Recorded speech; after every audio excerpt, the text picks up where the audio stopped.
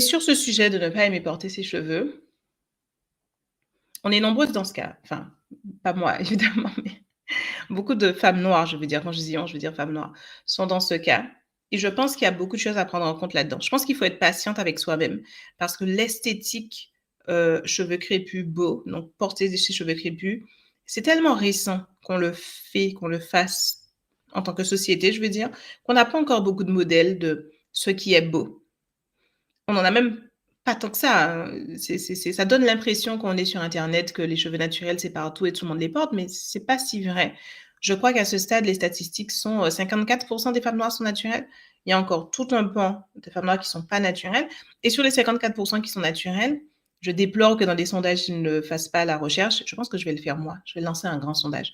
Mais la majorité portent des rajouts souvent, ne portent pas leurs cheveux libres. Donc en fait, on n'a pas tant d'exemples que ça et en plus, on n'a pas le recul encore une fois, en tant que société, pour avoir beaucoup d'exemples, en fait. Il faut du recul, il faut du temps qui s'accumule, il faut des artistes qui émergent, il faut des bons coiffeurs, il faut des personnes qui créent des esthétiques. Moi, clairement, je promeus cette esthétique mèche à mèche.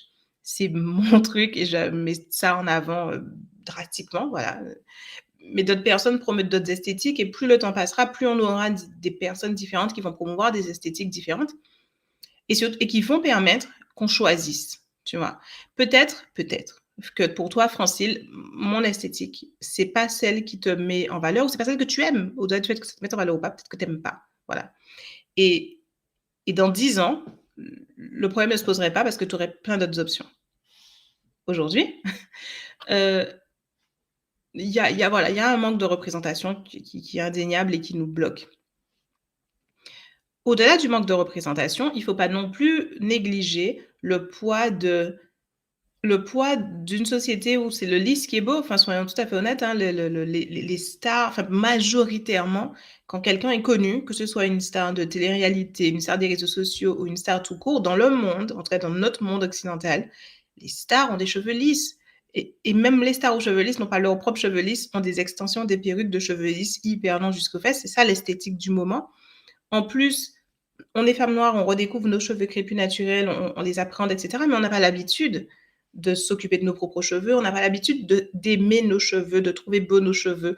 On a grandi avec cette idée qu'il y avait un problème avec nos cheveux, qu'ils étaient pas beaux et cetera. Il faut du temps, tout ça pour dire. Il faut du temps pour se défaire. Je vois ça comme une décolonisation, en fait. Il faut qu'on décolonise notre propre esprit de la vision de la beauté, occidentale. Ça prend du temps.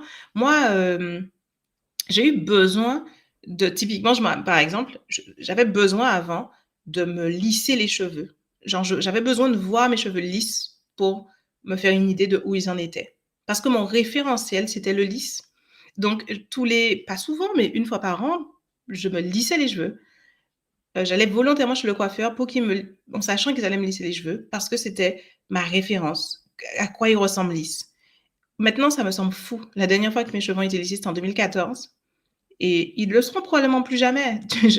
Sauf si je dois faire une soirée déguisée à un moment. Mais du coup, parce que si je me suis défait de ce référentiel du lisse complètement. Je ne vois plus l'intérêt. Il continue d'y avoir des gens sur les réseaux sociaux qui disent Maëlle, quand est-ce que tu vas lisser pour qu'on voit? Jamais, c'est la réponse. Parce que pourquoi? Déjà, je fais un brushing de temps en temps, c'est beaucoup. Brushing au sens de tirer les cheveux au sèche-cheveux. Et ça a pris du temps. Ça veut dire ça m'a pris des années de me sortir d'un référentiel lisse. Et je pense qu'on doit toutes faire cette transition, consciemment ou inconsciemment, de se déshabituer d'une esthétique lisse et de penser à nos cheveux selon une référence de lisse et de s'habituer à nos cheveux dans leur référentiel crépus. Voilà nos cheveux, voilà comment ils sont, voilà ce qu'ils peuvent faire, etc., etc.